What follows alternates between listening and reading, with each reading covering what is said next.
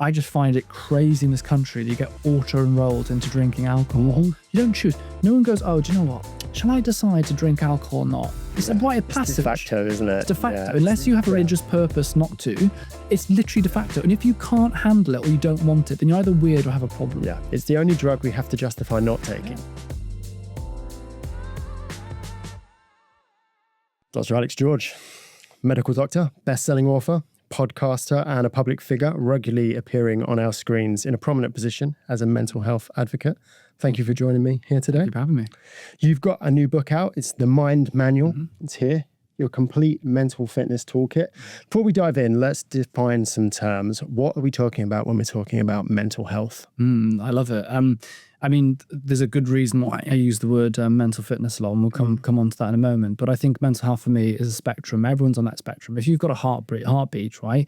You're alive, you've got physical health, you've also got mental health. So you sit on this spectrum. On one end, we see it as perfect mental health, feel great all the time.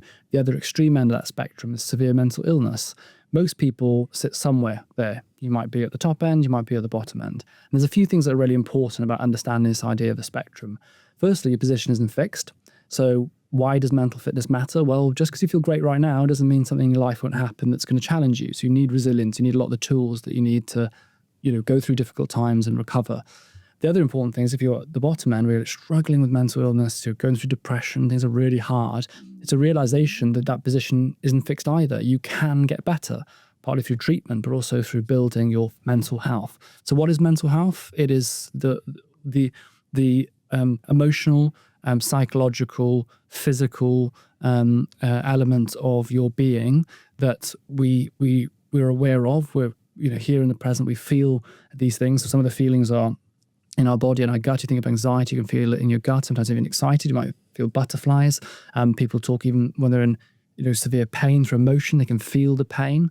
And then that's our thoughts and our feelings. So it's kind of all of the above. But I think the most important thing to realize is to think of that spectrum point. I think it's so important. And it's really interesting because my ultimate goal is that we just talk about health rather than mental health, because actually physical and mental health can't be separated. Yeah. And we're probably going to go into that, but you can't separate the two. I remember when I used to work in A&E, you'd see someone come in with actually it was a case that really resonated with me in this sense. This guy came in. He loved playing football on the weekends. It was a Sunday, and he basically had a really bad fracture of his lower leg. Someone had tackled in classic Sunday league, jump in and tackle. He had a really nasty tib-fib fracture of his lower leg. And I saw him in the resus department because he needed a lot of pain relief and gas and air. And I was like, right, well, this is the fracture. We're going to x-ray it. We then pulled it and cast it. And I went in to see him again and say, right, the cast is on. Everything's ready for you to see the orthopedic surgeons because they're going to need to see you and make a plan. Probably going to need an operation. And he started crying. And I immediately went, oh my gosh, are you in pain? I'm really sorry. I thought I prescribed enough pain relief. What can I get you? Or do I need to get you more pain relief? And he said, no, it's not that. Football is my life. It's how I release. It's how I look after this. My head, if I can't play for 6 months, a year, or if maybe I can't play again, how am I going to look after myself? And it really hit me because as the doctor, I was there, x-ray, looking at this, doing this, thinking about the physical stuff. But this guy was most worried actually about the mental implication of that, and it really hit home that you can't separate that too, the two things, it's intertwined. Our head's attached to our body and yet we separate it all the time. It's bizarre. Yeah, absolutely. I know sometimes often when people make that sort of delineation to me, I will ask them, well, where do you keep your mind? They are, as you say, inseparable. I really like that idea of the rebranding is the wrong word, but this just idea of using the language of fitness as opposed to health, because I think for a lot of people, health is something that's seen as either too big to deal with or something that's innate. Whereas fitness, we're all very aware that that's something that's, it's trainable, it's changeable, it's not fixed. And I think having just that slight readjustment to your mental fitness it gives agency to people, right? I think there's another part of it. It also feels very passive. I think in the past, mental health has been something that happens to you. Yes. You have bad mental health, or you go through difficult times and this thing happens to you, as I actually think it's much more useful as something that happens through you. So yes, you're right. You could be born with genetics that predispose you to mental illness. Perhaps you have a really difficult upbringing. You don't choose those first years that you have, but they do have an important impact on your experience. But the point is, when it happens through you, is actually there are things you can adjust. Yeah. You get this package you start with, okay, and you're kind of given that. Now you've got to try and work with it. And the realization is that by building mental fitness, not only can you build resilience, and so when difficult things happen in your life, you are just as a footballer, and perhaps when they're fit and healthy, they have an injury, their likelihood to recover quickly or more quickly is infinitely more than someone that's sedentary. You know, you see it in the hospital. So a 70-year-old who exercises, moves the body, eats well, they fall over and break something, they recover quickly. And sometimes people that are sedentary take a long time to recover or have even worse illness. And that's the same with the mind. But the other big part of which I love about mental fitness and this idea is that you don't just live life to handle the difficult stuff, right? You want to enjoy and have joy in your life, you know. And the realization is that the higher your mental fitness, the more capacity you have for joy. It's like this weird, you always hear people talk about healing. I don't think we heal to handle the trauma. We heal so we can handle the joy. You know, life is about carrying baggage around you all the time. You want to be able to let go of that stuff, go out there into the world and, you know, go for it in business or go for it in sport or be present in your relationships or be able to go for a walk and be free in your mind to take in like nature and the beauty. And that's what I think it's all about. And my belief is that we should be taught about mental fitness at schools. That's a lot of where my work comes from. And obviously the work I've done with the book or my podcast and my YouTube channel now with Alcohol-Free Living, you know, I just want to teach people the things that actually I think they have a right to know and they should have been taught. At our age, I mean, you know, when we were growing up, we weren't taught this stuff. And it's a real shame and it's not right actually, you know, because a lot of this stuff will, you know, this stuff is actually quite basic, a lot of it. Yes. It changed your life. Yes. Yeah. Yeah. And some of it as well, you know, depending on your exposure to literature like this, some of it, again, depending on where you are on this sort of like journey, you see things and you think, well, you know, that's sort of commonsensical. But to many people, it's not. You know, for many people are hearing for the first time that their mental health is not a fixed, you know, they're not an object of passivity. They're not just receiving their mental health. It's something they can shore up again. And much like their physical fitness, you can increase your capacity to deal with these things. And in doing so, as you say, it's not just about being strong when it counts, but it's increasing your capacity for experience, right? And for a lot of people, they're just hearing that for the first time, which is why I think it's so important to meet people where they are here as well, right? In the first part of your book, you emphasize awareness and recognition of our mental state, obviously something we're discussing here. What does that look like in real actionable terms? In terms of awareness of how you feel. For someone who this is their first exposure to this chat, full stop, what does it even look like to sort of take your internal temperature? I think, you know, I look at it this way. I approach this with not the metric of happiness. So often when people talk about how they're feeling, they talk about, am I happy or unhappy? It's a very challenging thing to look at because when you look at different emotional states, all of them have a role. So happiness is important because we want to respond to, I don't know, the birth of a child or, you know, you've achieved something or, you know, I don't know, you've walked outside and seen something beautiful, you feel this emotion of happiness. That's important. But grief is also important as well, and the sadness. So if someone passes away that you love, you wouldn't want to experience happiness because that would cause a real like confusion with ourselves. Would be the wrong emotion. You want to feel sadness. If you are about to do something really difficult, you want to feel a bit nervous because you want to do that. But you're not nervous all the time. You're going to be sat in your house when you should be relaxing, feeling nervous. So I often talk about being in any state that you're stuck. So the human experience should be to flow through different human emotions, all of them. There's so many emotions, you know, and I think it's great, you know, when you see these activities where people will go out and they have all the list of the different emotions, and they ask people to like to kind of point to the ones that they feel or they resonate with, because often when you ask them and say, you know, what emotions can you name, they'll name like 3, but then you see all of them and you recognize them. But the idea is that we should be able to flow through all of these and not end up stuck. So if you end up happy all the time, really elated and happy, and that's not a movable state or a changeable state, we talk about things like mania. You know, that could be a sign of mania. If you're sad all of the time, you can't raise yourself from that to enjoy different moments. We talk about things like depression. So what I would say is try not to look at it as like, am I happy or not? Think about, am I stuck? Am I able to respond to my environments? Am I able to do the things that I want to do without friction, without having to drag myself? You know, if you're kind of going to see friends and you have to drag yourself and lift your mood to kind of be happy with your mates and down the pub and stuff like that, that's a sign that you're kind of stuck because you're trying to lift yourself. Or you're trying to compensate. So I think that's a useful way. And look into your body as well. We talk about, you alluded to it, it's not just the mind. So much of our experience of emotions in our body. When I feel, and I've gone through depression a few times, I'm actually back on antidepressants now because I'm going through a bit more of a difficult time. And a lot of my feeling is like dread in my stomach. I feel a lot of it here. So I often think it must be related to thoughts, but a lot of it's down here in your body. Yeah. So you can look into your mind. You can question, what are the quality of my thoughts? You can think, am I stuck in certain emotions? Am I able to flow through nicely these different states? And then what does my body look like? Do I have is my back hurting all the time? What is my body saying to me? Because so much of it can be in the physical side as well. Yeah. I mean,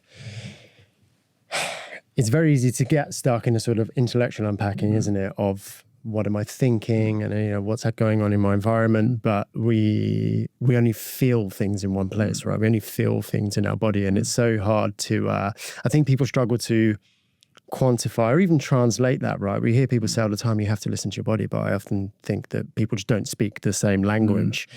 How can people start kind of making that shift to really making sure they're checking in with themselves regularly, and how can they really begin to understand the signals that their body and possibly getting stuck or attached to certain really sort of Velcro negative emotions?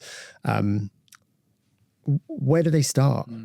I think there's a balance here, because what we don't want to do is checking in on ourselves all the time, because actually that can create a state of unease as well. And actually it is normal. We shouldn't demonize. That's very important what I'm trying to say. It's very important to demonize any emotion. All your emotions have a role. If you're happy all the time, that would be really strange. Yes. You should be sad. You should have days where you're tired and you don't care. You're like, I can't be bothered. That's normal.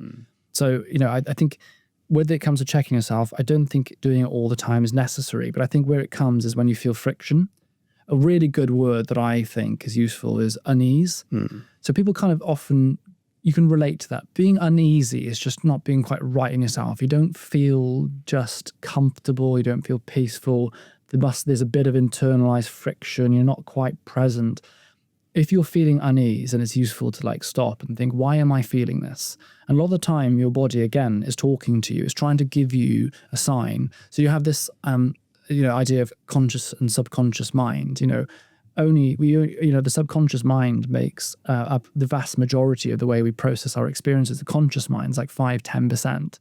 The rest of the stuff's going on in the background all the time. So a lot of the time, the subconscious mind speaks to the conscious mind. It's through these feelings, through these experiences of okay, I'm feeling this heaviness, this dread in my gut. Where does that come from? Why is that there? What message is it trying to tell me? Am I overworking? Have I been looking after myself? Am I really stressed? Have I had a difficult conversation with my partner and I'm left uncomfortable? I know that I kind of need to go and resolve this or not. So listen to the messages and be curious. One of the things a therapist said to me, or my therapist said to me, is have curiosity. Yeah. Don't demonize what you feel. Don't be afraid of your emotions. And I think this is why it's really important when we're at school to help children with thought labeling, emotional labeling, understanding the different emotions, also to stop them being so scary. Yes. When have your emotions ever killed you? They don't. Well, you wouldn't be here, but emotions don't kill you, right? Even a panic attack, which is a horrific thing to experience, I've had them before, they're horrific. It still doesn't kill you. And that's one of the worst things to experience. And you realize that actually the sooner you become comfortable in sitting with your emotions and being like, I feel sad. Why do I feel sad? Let's dig into this. Rather than running away from it, the better. Because most of modern life is running away from feelings. Alcohol to bury grief or things. Going on lots of dates to deal with the fact that you're lonely, or overworking at work because you're avoiding something at home that's challenging. There's so much of life now seems to be avoidance. Again, a great bit of advice that I was given by a psychiatrist. Actually, we'll talk about it probably later, but we started a mental fitness app called Mettle, METTLE, which is the first of its kind. Really, really proud of what we're achieving with that. Basically, essentially, you get prescribed each day activities that will build your mental resilience. It's using science. We've got psychiatrists behind it. It's the evidence and the results we're having are incredible. And most of it actually is quite fundamentally simple. It's about sticking to it. But a doctor called Ian Jordan once said to me, a really, really good rule of thumb in life to work out if you're doing the right thing is to ask yourself, am I moving towards something or am I moving away from it? So if you're on your phone and you're, scrolling away and you're doing it because you're enjoying it, you're watching motorcycle videos or whatever it is, you're checking out what your mate's doing, you're moving towards something positive there. But if you're sat there scrolling for hours because you're trying to move and avoid the fact you're lonely, the same habits unhelpful. Yeah. So there's lots of ways. I think that's where the curiosity comes in. Same with your behavior, same with interactions with people. If you're feeling a bit on edge today, why? Why do I feel that way? Don't be afraid of it. Yeah. That's the question. What part of this experience am I struggling to accept? Yeah.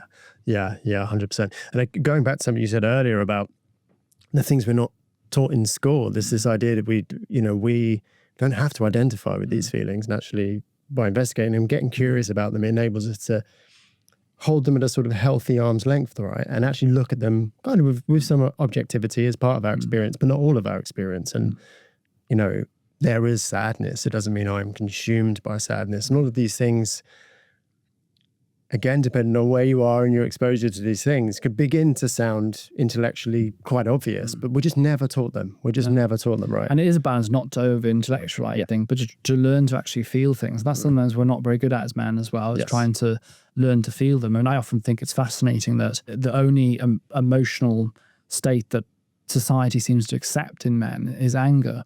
And when I say accept, I mean not that we're happy for people to be angry, but you kind of recognize that, that's a trait that's like we kind of sit comfortably. If you see what I mean is that if you watch a manager on a football pitch that's angry at the players, that's fine. If the manager's crying, you'd be like, oh my God, like this is terrible. All over the newspapers. Yeah, there's a normalization. There's a normalization. That's the word I'm looking for. Of like, it's normal that. Yeah. But then we can't accept men showing, emotion or speaking about how they feel. Or I think it's really interesting. Like, we demonize certain parts of it, of ourselves. Well, that's something I want to drill down on, actually. It talks to me about the stigma that still persists around men's mental health. I often think that in some corners of society, we've become very good at sort of normalizing these topics, but for many, open discussion of this stuff is still a little bit taboo. And a lot of those people are kind of the people who are potentially have the potential to be most affected by these issues. Yet a lot of this talk, for me, it doesn't feel to be trickling down. When I think about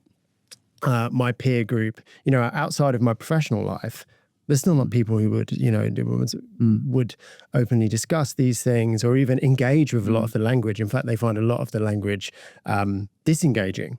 There's a stigma around that language that there's something perceived as oddly feminine about discussing your feelings. How do you think, or do you think this is a bridge we can cross? Yeah, I think it is. I think the question is, have we beaten the stigma yet? Not while there's still a situation where, the vast majority of people who take their lives are men, and that we lose so many people to suicide every year. Yeah. It's an incredible number that we lose, every year. It's horrendous. And, every life lost to suicide is a preventable cause of death. Yes. Which makes it, even worse in many senses. And you're right. I think people are kind of happy with the top line. But the question is, if you're sat at home, you're lying in bed, and you feel so dark that you want to take your own life, you're suicidal, you don't want to be here anymore, do you feel comfortable to text someone or call someone? That's the question. Yeah. And the honest truth is a lot of men still wouldn't. And I've been times where I've been very, very dark, suicidal in my life. I lost my brother to suicide, and a lot of that stuff will be hangovers from there. But even then, it's still like, it's hard to talk. And if you think about it this way, because people often, the next question is why. Society craves men to speak, but it trains them to be silent. Very successfully trains them to be silent. If you think about the experience of a young boy and man growing up, it's like, don't be a girl, man up, grow some balls. I grew up in West Wales, and I was like, if you cried, it's like, what's wrong with you? So if a very young age, it was like, that is bad to show weakness or to show vulnerability, but to stay stoic and to be angry or to show strength in that way. That's the normalized. It's normalized. Yeah. So if you think about it this way, so if you take a child and you train them from a young age, don't be like this, be like this. How, when they're at their lowest, are they going to unlearn everything you've drilled into them and then do something different? It's hard enough to do something different when you feel good.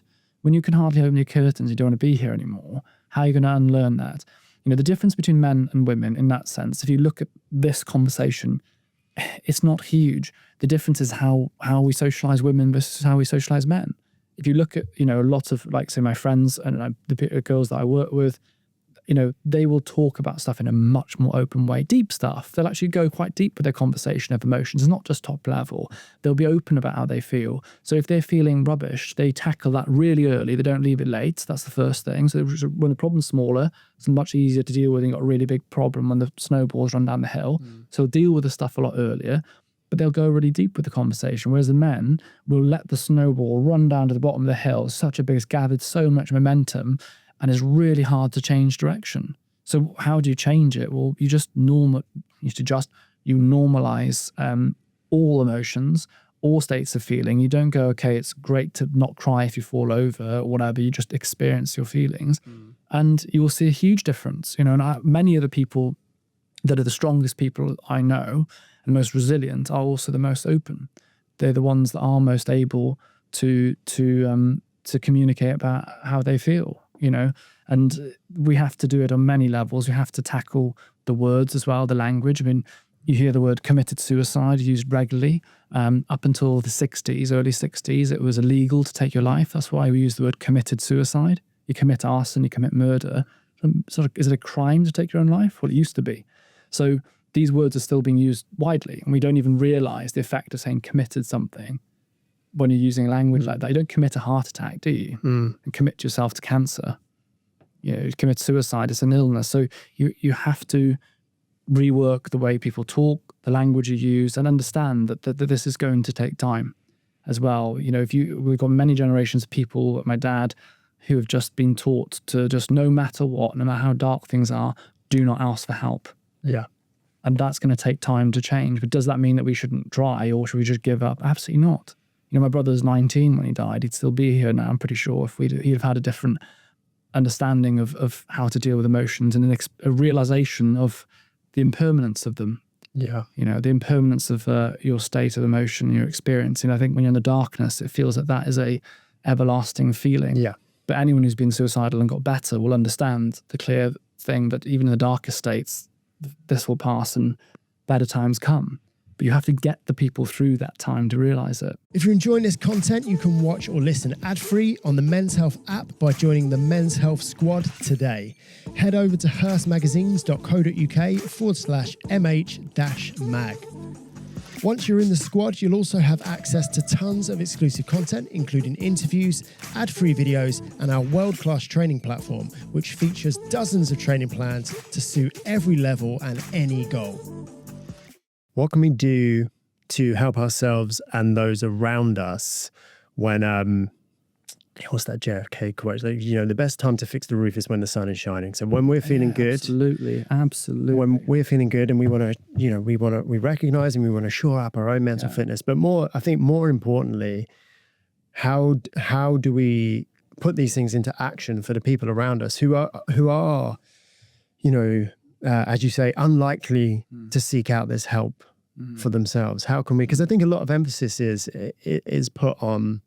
I don't want to say self-saving because it makes sense to give people the tools, but how do we as individuals, who are currently on the higher end of that mental health spectrum, we're okay, we have capacity, how do we help the people around us? Well, the first important thing to say is that I talk a lot about the individual and the tools of the individual, but that does not remove responsibility from the wider people. So all the way from government levels to workplaces to schools, everyone has a role within that. What I guess we're talking about here is the awareness for that individual, but it's everyone's problem. I think mental health is everyone's business, I should say, not problem. It's everyone's business, because we should want a state where people are happy and free and can live healthily and enjoy their lives. We've all got family. People say, well, men's mental health, should that all be about just men? Well, no, women should be involved as well. You have men in your life you love, right? Like I have women that I love as men.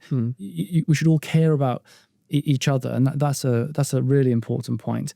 And yes, I agree wholeheartedly. That's why I said the spectrum, the guys and the girls are up here feeling great, so that this end of the spectrum, nothing's guaranteed. Like I had a phone call, your brother has passed away, all of a sudden, poof, you're down here. So you want to have that resilience. So absolutely working on the mental fitness, which, we can talk about some of the things you can do in a bit. working on that is really important, but also lifting, as you say, the people around you. So if you're going to learn about things, if you've read my book, well, there's lots of work and very good people out there who are teaching around this. If you're learning some of these things and trying to incorporate into the lives of people around you, like talk to people. Like that's why, talking about your health isn't just about going, oh, I feel really sad. Do you have conversations about things that you've learned that really works for you feeling good? Like if you've learned that a certain thing really helps your sleep, if you told your mate about that, they might really benefit from that. I think it's trying to bring people along with you. If you're a parent and you've got children, can we put literature in front of the children? If we build a household where we're open about talking, where we're getting out in nature, we're teaching exercise at a young age, importance of good quality food, the importance of the quality of what we consume, not just in terms of the food but the content.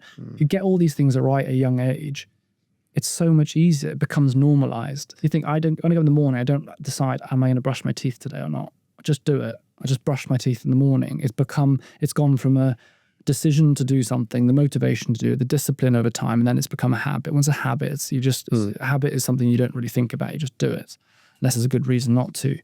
That is the state that we can get this stuff into. That can be through meditation. That could be going for a walk outside. That could be making sure you exercise every single day. There's lots of things that we can incorporate, and we should try and bring communities with us. And a community means the people around you, I think. Yeah, I think just going back to something you said there about how we're socialized and what we're normalizing, I think often we, particularly I would say as men, obviously I have no counterfactual to speak as a woman, but we assume this is something people are going to talk about at their worst, whereas actually if we're just open about our feelings, even positive affectations, that creates that normalization, right? It's not always about waiting until the crunch. Yeah, surely we don't have to. We always assume I'm talking about like illness. For example, the research in metal shows that what men want the most is to sleep better, be more productive, be more confident, less anxious. I think it was less stressed. So if those are things that are really important to most men, why don't we share the stuff that works? Like, I wish someone had said to me sooner, by the way, running is actually really good, like really stressed. It really does help your brain. It's actually good for ADHD as well. I could have saved myself a good few years, or like with sleep, if you found something really helpful for your sleep, like I said, like share it, talk, we're happy to talk about, say, business or cars or finance, or maybe we're not as comfortable with finance in some ways, I guess, but I think it can be a really positive thing. And it doesn't always have to be like directly like, oh, have you tried this? It could be like, oh, do you know what? I've joined this run club. I quite enjoyed doing that. Do you fancy coming along? Rather than go to the pub on Friday, do you fancy going on to this run club and see what it's like? There's lots of ways that you can, as I say, bring people with you. And also I think as a community, questioning collectively things that we do that are less helpful as well. Alcohol is one that I've not drunk for over 2 years.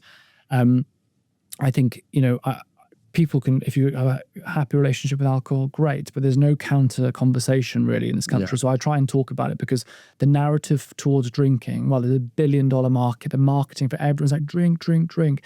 So it's good to have a counter conversation. And I just find it crazy in this country that you get auto-enrolled into drinking alcohol. You don't choose. No one goes, oh, do you know what? Shall I decide to drink alcohol or not? It's a quite a passive. It's de facto, isn't it? It's de facto. Unless you have a religious purpose not to, it's literally de facto. And if you can't handle it or you don't want it, then you're either weird or have a problem. Yeah, it's the only drug we have to justify not taking, isn't it? It's the only drug we have to explain. And don't get me wrong, like I've been a part of that problem in the past. At medical school, we would like, everyone would drink. It was just like part of becoming a medical student. It was like glorified that med students drank loads. And I just find it crazy. I often say, or now that I've not drunk for 2 years, I would say there's 3 groups of people that shouldn't drink. One are people with ADHD because it's chaos. You've got a fire here and you're pouring petrol on it. The sad thing is that alcohol dumbs and numbs a lot of the positive parts of ADHD and makes everything worse. That's the bad part. So that's one. Number 2 is anyone that struggles with their mood. So if you're feeling sad or anxious or anything, then alcohol, the first change you make is removing the alcohol. It is a depressant. It literally causes depression, not just the day after, but it actually biochemically causes depression. And the third group of people is anyone that's stuck in life or has not achieved the goals they want to achieve. So if you're, watching this and you're thinking, I'm constantly like, can't quite get to, I set these plans, I want to do these things, I've got these big ambitions, but I never get there. If you drink, stop. Just trust me, give it 6 months or a year. I think you'll find you'll move towards that goal in a completely different way. When I stopped drinking, I stopped bailing out of things, stopped making excuses. I actually stuck to the gym. I've trained for like over 2 years and stuff like that. I'd never achieved that before. You suddenly become someone's dependable to yourself. When you say, I really want to do this, it matters to me, you actually do it. Yeah. Yeah. You know, if you look at most of the successful people in business, acting, lots of places now, they don't drink. If you actually look at it, most of them don't drink. I think this is an area where men in recent history have actually been pretty good at, as we were saying before, sharing something that's working for them. I think it's because it's such a paradigm shift. It makes you go, whoa, I didn't actually need to be doing that. I'd sort of just been indoctrinated. But that is one area where men will say, or everyone will say, maybe stop doing this thing but we're not so good at it in other areas. I think we're very good at we're a very individualist society, but we go out and find these things that help us improve. And I don't mean this in a sort of selfish sense of the word, but that's something I think particularly as men we keep to ourselves, isn't it? And I'm a big fan of saying that self-improvement is a group project, and it's the tide that can rise our ships, but only if we share it, right? And I think that's where if you have an experience with something, then do share it. Even if it's a negative experience, then talk about it, because it may well be that you've tried something and you've not done it quite the right way, or you need to try it differently. Like good examples, meditation. Everyone's tried meditation, and I reckon 50% of people who have tried it have gone, I can't do it because I can't, my brain just fills with thoughts. But no one goes, oh, actually, by the way, it's actually quite normal that you will have thoughts when you meditate. You don't need to sit there with your hands crossed and doing different things. You can if you want to, but you don't have to. You can sit there for 5 or 10 minutes, a light bit of music in, let the thoughts come in, be the watcher of your thoughts. Slowly you'll notice each time you do it that the thoughts will just drift away more quickly. And what's the goal of meditation? It's just to be present. Your only job is to watch your thoughts. And no one ever told me that. And it took me so long to actually find out, oh yeah, that's how you meditate. So why don't people talk about it? If and things like meditation, if we could teach people growing up to meditate, the benefits they will have are astronomical in productivity and concentration and everything. When they scan people's brains, the brains of people who meditate over a period of time, it actually changes like the structure of people's brains and the way that information's passed. Yeah. It's just incredible. But if you don't tell people that, you're not born with the knowledge of like how to meditate. But if we don't teach people, so where do we teach? We do it either at schools, we train people at university, or we do it in workplaces, or we need to do it somewhere else. So I guess the question is with a lot of this stuff, where is it somewhere else? Yeah. And what is our responsibility societally? And, as you say, at every level, beyond just expecting people to self-save. Yes. Yeah. So we're very good at fixing things when it's broken. Yes. So I think the whole model of healthcare is built around that. It's changing, and there's great work with public health. People do great work. A lot of the GPs are doing work towards like health prevention initiatives. But I think most people would agree we haven't got to the point yet where we're really truly investing in the improvement of health. So not just in the prevention of illness, but how do we improve people's health by genuine education at mass scale, or genuine intervention at mass scale at improving stuff. It's kind of like, oh, okay, your sugar's running a bit high. Let's implement a lifestyle to help reduce the diabetes. But what about, helping people with their diet to improve their health and getting in there before you even have problems? That's what I think we should be moving towards. Yeah, prevention as opposed to intervention. And just improvement. Just like, how do we help people to live like maximize? I hate the word like optimization, because that makes something that's not like, but it's kind of like optimizing your life, isn't it? How do I free a life? How do I live a more free, happy life? Because stuff's going to happen. It's not going to be perfect. You're always going to expect a life without struggle is madness. But how do that often is the struggle, right? Is the expectation that life should be without struggle. That's a lot of perhaps that's some of it. That's another part of sharing as well. Is that I think there's a lot of people who are done lots of things in their life, very successful, but you often hear of their victory tales, but you don't often hear of their the failures and stuff that's gone wrong. And that's why in business I love hearing not the times that people have been successful. I like to hear about successful people being unsuccessful. Not in a bad way. I don't want them to be successful. I've been hearing about, oh God, so you did actually fail the business. Oh, you went wrong, or you tried this idea and you still managed to succeed. Oh, that's the process. And then when you learn that failure is part of the process of success, that's one of the biggest things I learned in my life. It's impossible to be successful without failing. I genuinely believe that's absolutely impossible, unless it's pure luck on that occasion. If you repeat something over and again, you're going to fail. you know, it's you know, trying to go through med school without ever failing an exam or having to reset something, or, you know, not getting the right coursework mark, or being a doctor. You know, one of the most useful bits of advice I was ever given when I was working in the hospital was a consultant said to me, because I was worried about always worried about making a mistake. I'm a bit of a perfectionist. It's a terrible part of being a perfectionist. You don't want to make a mistake. Don't do something wrong, no matter how small. Don't do something wrong. And he said to me, whenever you meet someone and they say, sorry, doctor, what he said was, when you meet a doctor who says that he's never made a mistake, there's only two options. One, he's not been working long enough. He or she has not been working long enough. Or two, they're lying. It's impossible to not make a mistake. Yeah. And our job is to learn from our mistakes and then do our best to put in place things that we don't make them again. That's life. But to go through life and try and be perfect, which is one of the biggest challenges of social media now. People believe perfectionism is the root, you know, in every facet of their character, as well as every part of their lives, that they must be perfect, and to make a mistake or make a bad choice, you know, it's crazy like that. Yeah, it's really enabled us to sort of intensify and almost to create an avatar of our egoic self, right? And create this sort of very carefully curated. And we do love a success bias, don't we? And of course, but yeah, it's probably, I'm still undecided of what I think net on social media, net good, net bad. Like many things, like anything in the world, like nothing exists independently of how you relate to it, right? But I'm not sure. Some things are just much bigger than your ability to have a good relationship with them, right? So I'm not sure. It's a tool, isn't it? It's a tool, and it's like, how are we using that tool? How do we implement that tool? What restrictions we place around that tool as to whether that defines your experience, and or we just letting it be. Because lots of people find very positive parts of it. I generally believe that most people find some positive and some negative, and then others will find an outweighing amount of negative. Yeah. So how for those people, a lot of people that have that experience, how do we change that? That's the question. And I don't know that people really have the answer yet. No, I don't believe they do. Yeah. I mean, some tools there's this concept of the urn of invention, isn't there? That we keep putting our hands into this urn and we pull out things that are good and we pull out things that are neutral. And eventually we're bound to pull out something that is really bad. Just bad. And as you say, it's a tool, but some tools aren't for everyone to use, right? Some tools are just, they require careful handling, and maybe they shouldn't be for mass consumption, but I don't know where I fall there, and it's a big conversation. In the second part of the Mind Manual, you lay out what you call the 7 universal truths. I wondered if we could break those down a little bit to give our listeners something to chew on. What do you mean when you say connection is your superpower?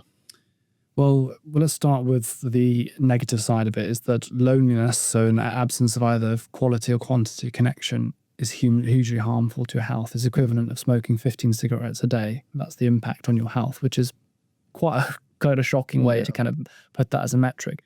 The opposite, the impact of having good connection, is limitless on your health. You know, we know that human beings are supposed to be connected to one another. We belong to one another. We don't live in silo. And of course, you know, there's people that will be more or less introverted, extroverted. That's fine, but even introverts will still need to have a level of quality and a certain quantity of connection. And what that does for your life, if you have those two markers of quality and quantity hit, is incredible. You know, you feel purposeful, you feel fulfilled, you feel like you belong.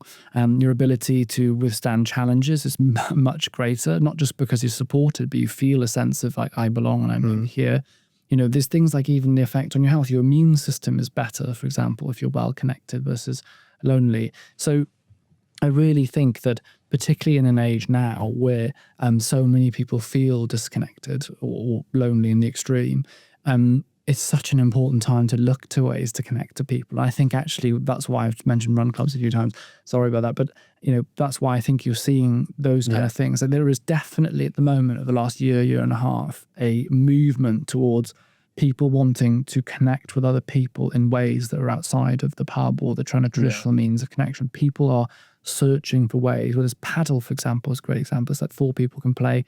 You know, you've got these where you just turn up now and you pay a certain amount and then they mix you, match you with people and you play. Like, people are looking to connect. And I think probably part of it's pandemic, but I think it's more deep-rooted than that. I think we've had a longer protracted period of time with perhaps the rise of things like social media, where people are spending less and less time with others. Hybrid working has many, many good aspects to it. I think it can be very beneficial, but actually makes quite a few people lonely. Yeah. So if you're someone with a family and young kids, working be really positive. If you're a 23-year-old fresh out of university and you move to a city and you don't know people, you probably want to be in the office a lot, not all the time necessarily, but you probably want to be around having those kind of interactions that you have at the coffee shop or whatever. So yeah, I think that connection thing, when you're looking at like your pillars of health and what's important and what's going to help you feel good, that's a huge part of it. I mean, ask yourself the question, when you felt rubbish before, when you're kind of in the kind of rut of things, you're staying at home and then a friend kind of drags you out and you go and do something, you're hanging out, all of a sudden you feel better and you think, God, I just needed to see my friends. I just needed to talk about it. Yeah. Remember those moments and you see how important it is. Yeah. I mean, I often, I've said this so many times, broken record, sorry, but sometimes people feel particularly going back to the discussion we were having earlier about reaching out and talking about our mental health. I think sometimes people, particularly, I'm talking about probably like young and to middle-aged working class men here who feel like reaching out is tantamount to, like, the only time to reach out is when I'm going to say things are really bad, when actually oftentimes it's just enough just to connect. It's just enough to, and the one piece of advice I really try and hammer home to people is, if you are worried about someone and you're nervous about saying, look, mate, how are you really? Let's talk. Just ask them to go for a run. Just ask them to go to the gym, because often the other thing is a bit too heavy, whereas just connecting is sometimes enough. Yeah, right? and often your route of connecting will lead you to other things. I really like you said, how are you really, because you're breaking, you ask the question twice. The Time to Change campaign, ask twice, is because people say, how are you doing? Yeah, I'm fine.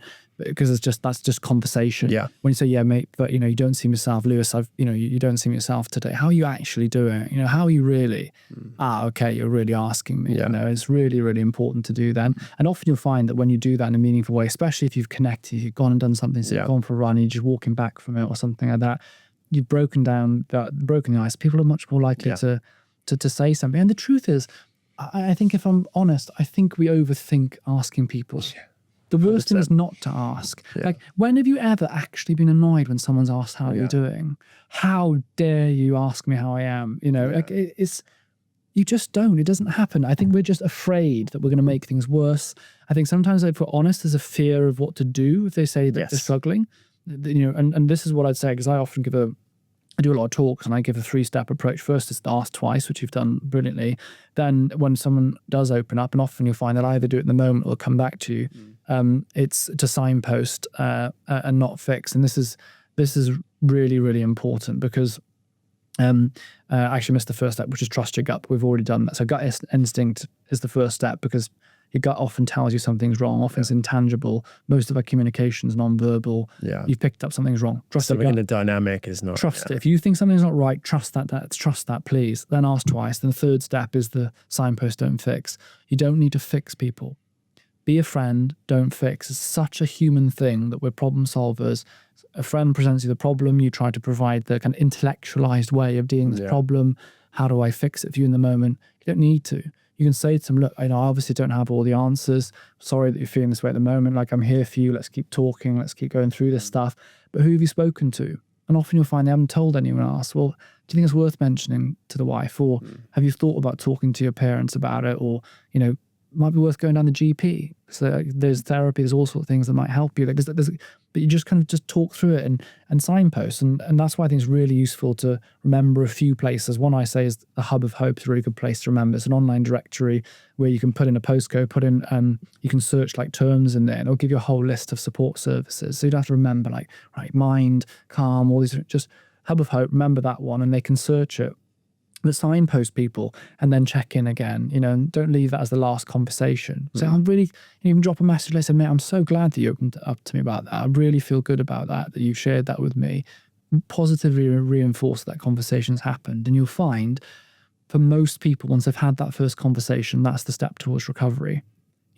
When you're sitting silently, that's always a downward. As soon as someone talks to someone, it doesn't mean it's overnight, doesn't mean it's a smooth journey, but that's when they're going to start getting better. And it's a beautiful thing. If you've stepped into that point and you've helped someone, you've probably saved a life, potentially saved a life. Yeah. I would say, I don't want to use the word downside, but a potential drawback at most of how much awareness we now have around, particularly around male suicide, can potentially make it feel like quite a heavy topic to broach. I think for a lot of guys, that, like you say, the fear of actually asking how someone is, but really that's just a fear of expectation of yourself to then do something about it. And for anyone listening, no one is expecting you to solve all of their problems. No. I think this is a brilliant, thing that resonated with me and made me realize this. I've got a friend who's a psychiatrist, got children, and she said that when I go home and I look after one of my children that does struggle with their mental health, I'm a mum, I'm not a psychiatrist. Yeah. I don't bring that home. My job, my role is to be a mother. Same in the workplace. People talk about the workplace.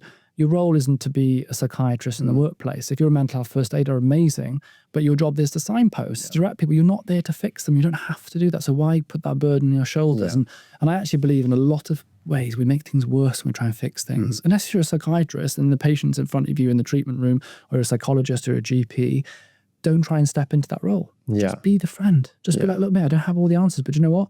We're in it together now. It's two of us. Yes. There's one before, there's two of us. We'll deal with it together. Let's figure it out together. It's more than enough. Yeah, I often think the only onus on you is to do whatever you can within the remit of your relationship, right? Not beyond that. Talk to me about sleep, the second universal truth. Wow. Sleep is a huge one. I mean, outside of the modifiable factors of like not being sedentary, not smoking, and not drinking too much alcohol, sleep is probably one of the biggest like modifiable things you can do in your life that will have a huge impact. I mean, we often used to think that sleep was a sedentary, like a stagnant state almost, of like you go to sleep and you wake up and like the brain just shuts down. It doesn't. I mean, your brain is so active in sleep. It's when you process memories, you store things, you work out a lot of your ideas, like creative ideas that come to you in the present. And when you're awake, may well have been figured out or thought of when you're asleep. It's a restorative process, obviously, for the mind, but also the body. And I think, ultimately, when you get your sleep right, the knock-on effect, the domino effect, is really huge in your life. So if you sleep well, you're more likely to get up on time that you wanted to. You're more likely to get out on that walk you wanted to do. You're more likely to go to the gym late that day. You'll probably make better food choices if you're not tired. When you go and see your boyfriend, your girlfriend, or your wife, you're probably going to interact with them in a better way because you're not tired. The knock-on effect, your better productivity, the knock-on effect's huge. And it's funny, you always say like you sleep when you're dead or all this kind of stuff, and it was like glorified not sleeping, particularly in the medical profession. But I mean, it still is now to some. I think so. Yeah. I'm so protective. In some areas, I'm in bed like 9:30. I like to sleep by 10 if I can. Want my 8 hours sleep, and when I don't have it, I really notice it. A good trick, actually, for anyone will. I think a lot of people will recognize this. If you don't drink, you'll notice that if you do a late night and you're out till 1 or 2 in the morning, you feel hungover the next day. You actually feel hungover. That's because of the lack of sleep. And it shows the difference it makes. So often we think that's not to say hangovers are not because of alcohol. It's a different thing. But you really do feel it when you don't sleep. Look at that. Look what happens when people are stopped from sleeping from several days. It doesn't take many days until they start losing their minds. So good quality sleep. Working on that. There's very simple stuff I talk about doing. Most of us don't do the simple stuff right, including with the phones. Yeah. Putting habits in place around that, huge impact on your life. Happiness and peace. You're more peaceful when you're not tired, that's for sure. Yeah. What are some of your go-to, just easily actionable tips for getting better sleep? So first hour, last hour of the day. So protect those hours. So first hour in the morning is really important. So don't go on your emails and things like that and scrolling. That's just a general point. But when you wake up, try and get natural sunlight. It's the big one in the morning. Like we've really forgotten the importance of walking out the cave and letting the light hit our eyes. It's so important. That tells your brain it's the morning, which means it knows it needs to go to sleep later. If you just get up and walk to the desk, brain doesn't know what time it is. You won't sleep well at night. At night time, it's just protect their last hour. So the big thing in the last hour is not the kind of blue light stuff, but also not stimulating things. So when you're supposed to wind down to sleep, horror films, triggering news, news bulletins at night, they're not helpful towards sleeping. They're supposed to be winding the brain down. Low light. If you're someone that struggles to sleep, try having a warm shower, a warm bath. So one of the triggers for us falling to sleep is the cooling of the body. If you think about it, it makes sense. Like when we used to live outside all the time, it would get cold, and it going cold at night would trigger us that it's time to sleep. So replicating that's useful. As much as you can reasonably afford, try and make your bedroom as comfortable as you can. So good quality pillows, breathable blankets, dark as you can. Use a good eye mask if it's noisy. Ear plugs in. Just do those things. You'll find that cumulative effect is huge. And if you struggle to shut your mind off, then use meditation. And we've got a lot of stuff, for example, on sleep and metal. So before bed, 5-minute meditation, guided meditation, switch the brain off, and you sleep much better. But it's practice. Don't expect to do it overnight, not one night and try it and then it's fine. It takes time. Yeah. Work at it. Just like the gym. You wouldn't expect to go to the gym and lift 100K, squat 100K. The first time you go, you've got to be disciplined with it and keep going. But you do get better. Yeah, this is the exact parallel I always use. Is something you have to. The work always reflects the rest, right? Yeah. So what you're willing to put into the work, whether that be productivity, whether it be in the gym, whatever it, relationships, be willing to put that amount of effort into your rest. Right? If you haven't run for 2 years, you're not going to go out and run a marathon. You wouldn't. I don't think many people could run a marathon. It certainly wouldn't be advisable for your health. So why do you expect to just overnight, when you've had all the kind of wrong habits, perhaps? I'm not judging anyone. That's just how we're brought. If we don't have good habits around it, how can we expect that just from one night we're going to have amazing sleep? Discipline and time, and most results come. Yeah. And I think actually, as soon as people bring some awareness to this, most people are acutely aware of what a bad night's sleep feels like and does to them. And it's just not accepting that that's just a fact of life, right? Just be aware as well that we tend to, and this is a general thing with health, if we're honest, it's true for most people. When we go through a phase we want to be more healthy, what do? We do more of the things we enjoy. So often people that go to the gym 4 days a week will train even harder. Where are your marginal gains? So if you're already 80% good in movement, so you get a decent amount of movement, is 10% more being 90% going to give you much gain in happiness or health or peace or any of the metrics? No. What is the most gain? It's going to be doubling your 30%. So going down 30 to 60% in sleep is going to give you much more benefit than 80 to 90% in exercise. Same with diet. If you've got sleep good and your exercise is good, but your diet's 20%, don't refine your exercise and your sleep more. Work on your diet. I saw it, someone saying this idea that what you're avoiding is where you need to be working. That's where the magic is, the work is avoiding. That's a Joseph Campbell, the cave you fear to enter holds the treasure you seek, right? Yeah. Wonderfully put. And it's the big rocks, isn't it, that we should be moving, but it's easy to get sort of stuck counting the pebbles and missing them, right? The third truth in the book is boundaries are beautiful. I think for some men, particularly a lot of men who are likely to be affected at some point in life by poor mental health, this reflection might cause some sort of instant resistance, maybe just the language around it.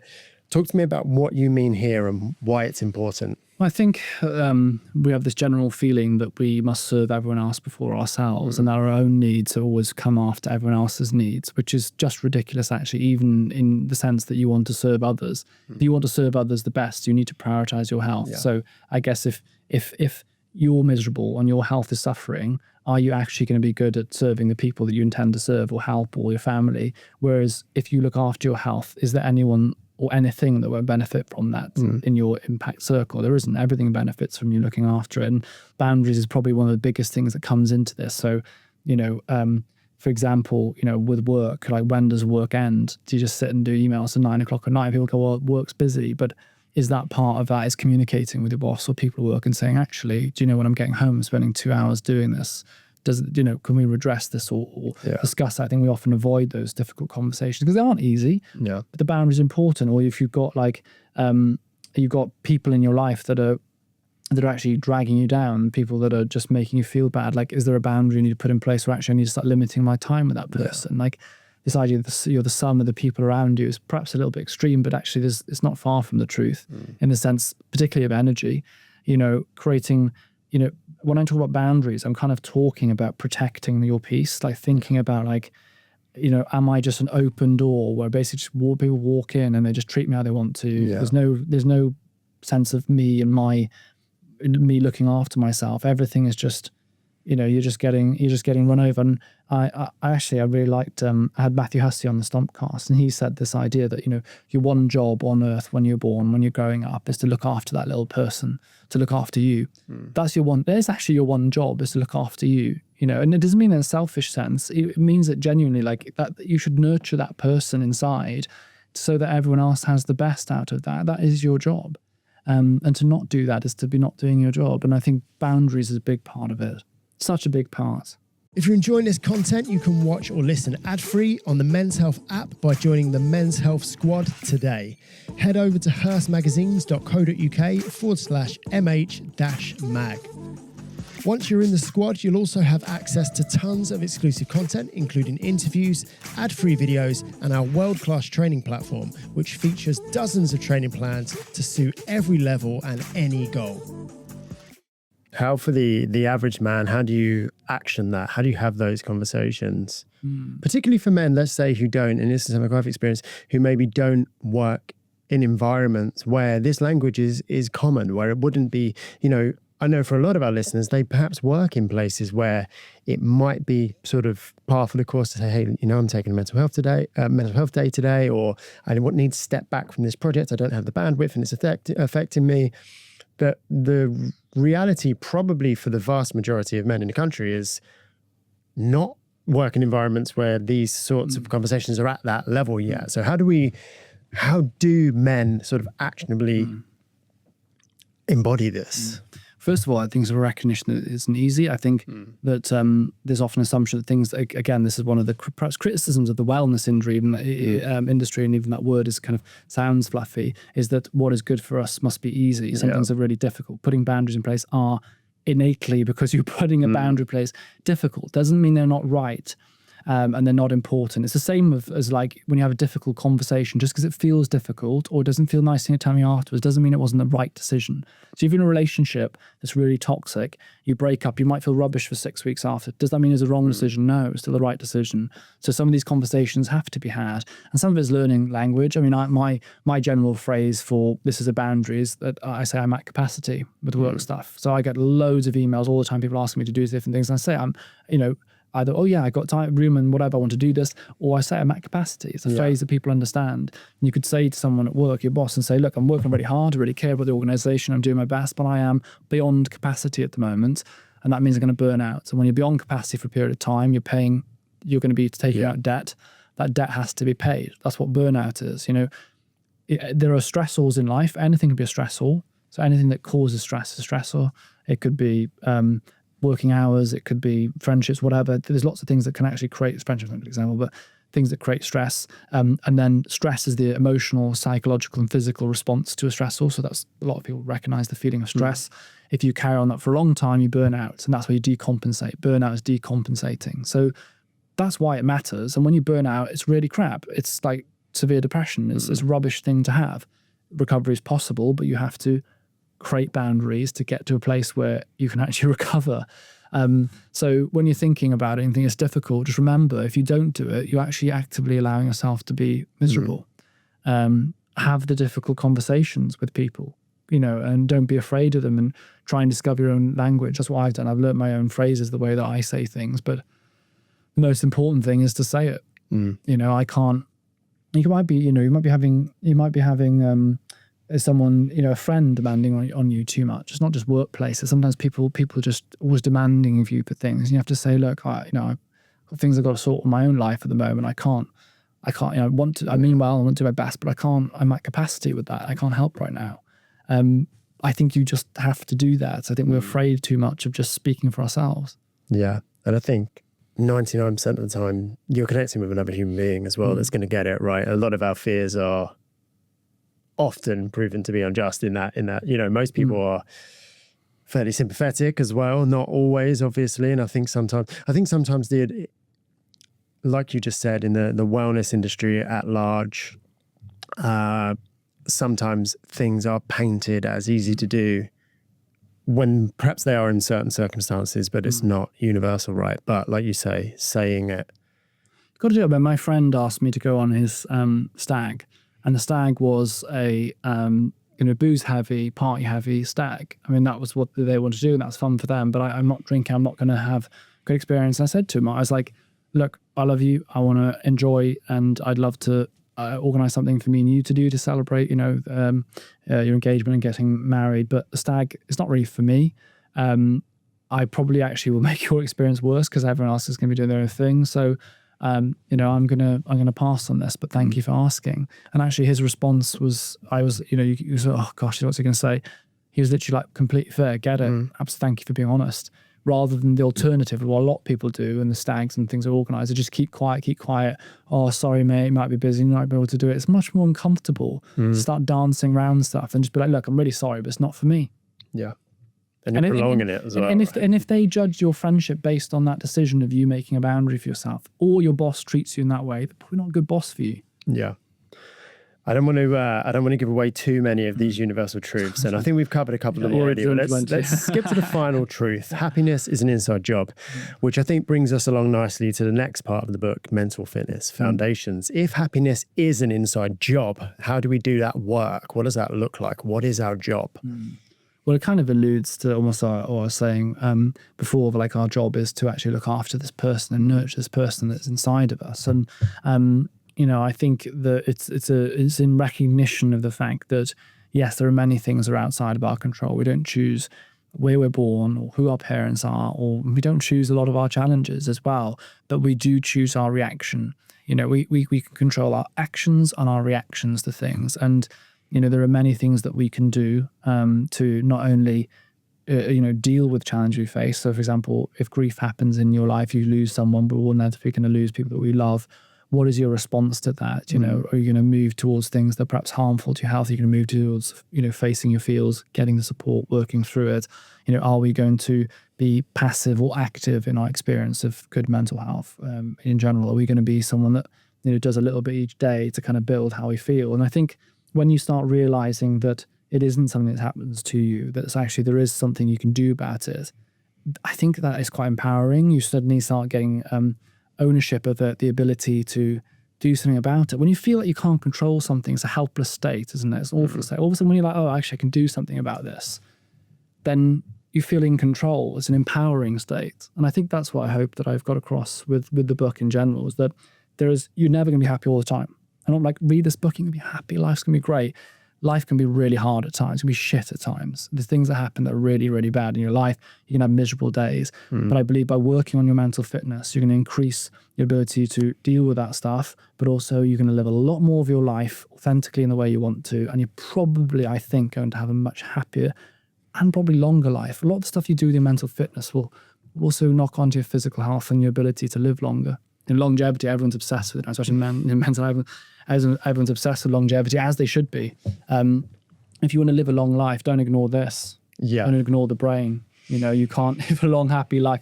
There's who said it the other day? I had an interview on the Stompcast of Professor Greg White, and he was talking about like quality of life years. So that you don't want to live to 90 and have rubbish years, like 90 rubbish years. You want to live 90 really like a high level of fitness and health and as free from illness for as long as you possibly can. That's what we're looking for. Yeah. What's the point living to 90 if you're not able to enjoy your life? It's a health span over lifespan. Span.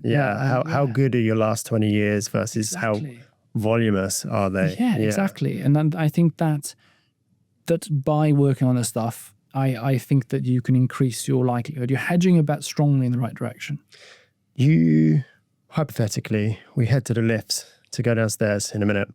Someone gets in with you, it's a short ride to the bottom floor, and they ask, what are the most impactful things I can do to work on my mental fitness? Oh, wow. You can learn about it. So knowledge is power. So do as much reading as you possibly can about the subject. Learn about it. It's incredible. It's exciting. You can do a lot about it. Sleep as best as you can. Get movement every day. Think about the people that you surround yourself with in your life, because that is actually hugely important. Live by your values as well. There's a lot to be said to understand what it is what is a good life to you. Don't live by society's values. What is a good life to you? What's a valuable life to you? And actually try and make sure that your actions align with your values. And don't be afraid. Don't be afraid of your emotions. They won't kill you. Your emotions are there to tell you something. Listen to them and talk to people. Talk to people. Don't be afraid of sharing. Like, there's power in it. Talk to me a little bit about the link between exercise and movement or mental health that you just mentioned there. It's huge, isn't it? I mean, when we move our bodies, I like the word movement because exercise sometimes feels quite excluding. Like, if you think of PE at school, you either like get over in the corner, or like if you don't like cross country running, then you're out of the.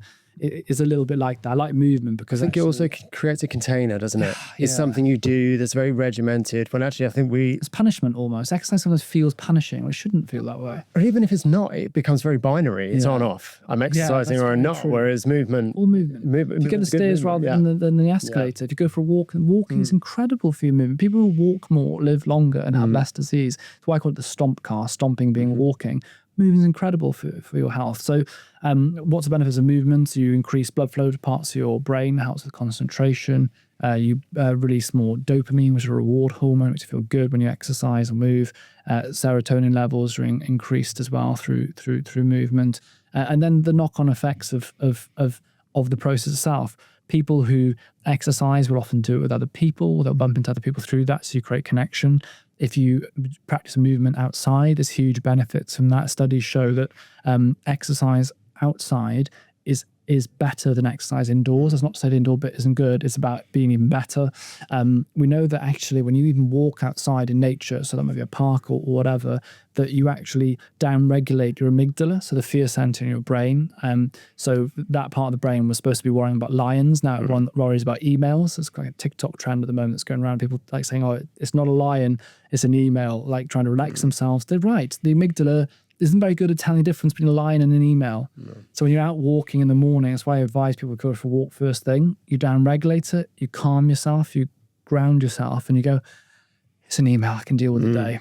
You know, movement is incredible. And in terms of, which is a really cool fact actually that people often don't know, it was one of my favorite facts about exercise, particularly resistant exercise. So that can be running, puts weight through your bones as well, so it does work for this example. So if you go for a run or you lift weights, you're putting a pressure through your long bones in your leg, and you've got bone marrow in these long bones, and one of the roles of that bone marrow is to create cells, so immune cells. And there's a specific cell that's released when you exercise that travels to the brain, communicates with the internal immune system of the brain, and tells that to tell your brain to release dopamine, which is actually, when you think about it, really rather cool, because what it's saying is that when we exercise and we move, we need to reward that behavior because we're going to live longer. We're going to be more capable. It's designed to be so you're capable to catch and kill and hunt. But it's basically a way of saying, good work, you're exercising, that's good for us. So, I mean, how cool is that? Yeah. That's the kind of science I would want to be taught at school. If I was taught that at school, rather than be told, go and do PE, you'd enjoy it more. It's amazing. Your body is set up to reward good behavior. Yeah. But dopamine's also released when you eat high sugary things, you eat bad food, or you drink alcohol, drugs, whatever. That releases dopamine too. So it's just remembering the brain's nuance between stuff isn't amazing. So that's why you got to lock onto the right habits and be careful when we go around the wrong path. Yeah. There's a lot to be said for alignment. And I'm far from a sort of naturalist. I don't, just because something existed 10,000 years ago, I don't necessarily mean that thinks it's the best. I think that means it's the best thing out there. But there's a lot to be said for alignment, isn't there? Like, what was our body built to do? What's it trying to encourage me to do? Yeah. And how in our environment now can I capitalize on that and avoid things that it's not you're supposed to spend most of our time outside. That was the general design of human beings, that we were generally designed to be outdoors. Well, I mean, there was no indoors. The cave outside, isn't it? So, or we'd build fires and we'd be around the fire. We would walk a lot. We'd travel distances, and then we'd use our brains to plan how we'd get food, and we'd come back and we'd have community. We'd all be together around the fire. And I think when you start thinking about being isolated in boxes, in little square boxes in flats, and hardly going outside and spending the whole time staring at screens, that's very far away from because we have not evolved massively in hundreds of thousands of years. Very fractional, very little change at all. Yet, if you think of the speed of change in the last 10 years of things, like the phone, like I find it crazy. I remember Nokia 3310.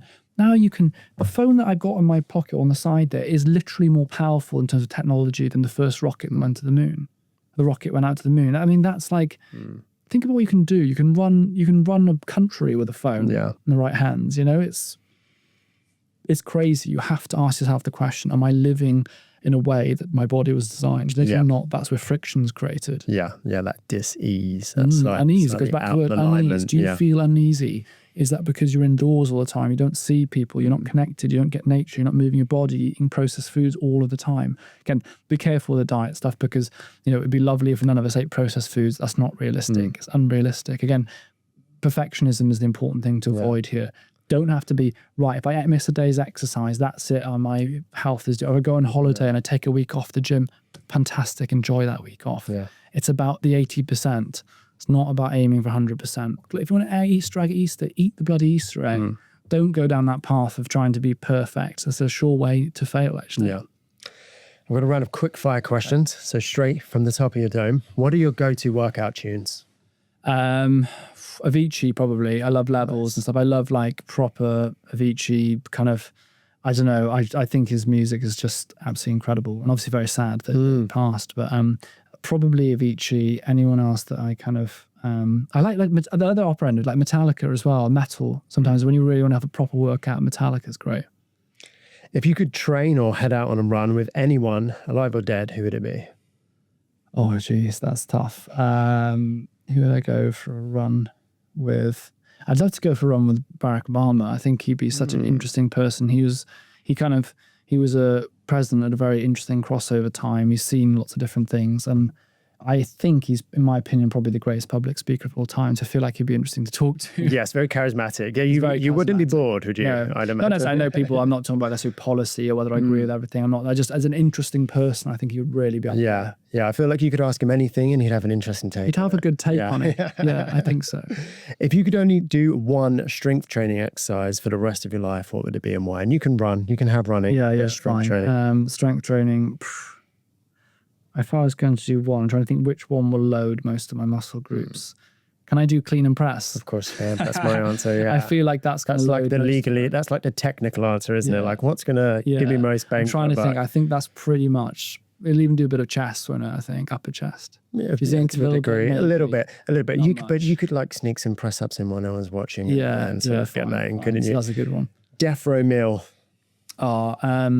I would have I love the Welsh broth cawl. So cawl is you traditionally made with lamb, and you have like carrots and leeks and all that stuff. I love that. It takes me back to home. You have cheese and bread. Lovely. Starter mains, I'd probably have a spag bol with loads of cheese and garlic bread, and dessert apple crumble with vanilla custard cold. Hot crumble, cold custard. I think that's the first ever 3-course meal in this segment. So you've got to go for you've got to start main dessert. This is a man who lives his life to the maximum. You've got to take all through Jesus. You can hop in a portal, you can travel back in time and talk to a 16-year-old Alex, but the portal is going to close in 30 seconds. What are you going to say? I would say don't drink alcohol. You've got ADHD, it's not going to be a friend. Just avoid those traps. You're more capable than you think you are. Embrace failure. It's going to be your friend. Life is actually for enjoyment and living. Don't sweat worrying about the small stuff all of the time. And value your friends and family. There's actually nothing that's more important than your friends and family in life. Spend that time, enjoy the moment, and let the rest take care of itself. Nice. What's next on the horizon for you? I'm just going to keep working in this mental fitness space, to be honest. I'm really enjoying writing the books. I'm loving recording the podcast. I'm grateful to live the life I live. I'm hoping, in a personal sense, I'm starting to feel a bit better, I think. Been taking antidepressants for about 3 weeks now, and they are helping. I have quite complex like PTSD, and there's a lot of stuff that's happened in my life, and I do all of these things, and without it, I would be infinitely worse off. But inevitably, in the process of healing, sometimes you have to take a step backwards to go forward. So I'd like to be at greater peace. I think that's my hope, is realizing peace. But also, I think there's a realization that you cannot go through battles without coming out with quite a few scars. I think I've also realized that those scars are not going to heal completely or fade or go away. It's living with. So whatever way I need to live with these things, that's what I'll do. Very underrated goal, peace. Possibly the most underrated goal, the absence of goals. Yeah. Where can people find metal? I think it's very important that we share this. Where can people find it? We're really proud of it. I think that we're making a difference with it. So you can search metal on any of your kind of application stores, METTLE, and it means resilience, what metal means. So honestly, you can try on a free trial. If it doesn't work, just cancel the subscription. But I've had so many messages. We have had so many messages from people who have said that they spend 10 minutes a day doing it. And actually someone messaged me 2 days ago and quote, they said it's changed their lives after 30 days. That's the first, like they've just unlocked something in their mind. And that's what it's all about. And we want to make a difference. It's such a shame that we haven't done more stuff for men in the past, really. But, we're proud of it. So check it out. Nice. Thank you very much for joining me. Thank you for having me. Cheers. Enjoyed it.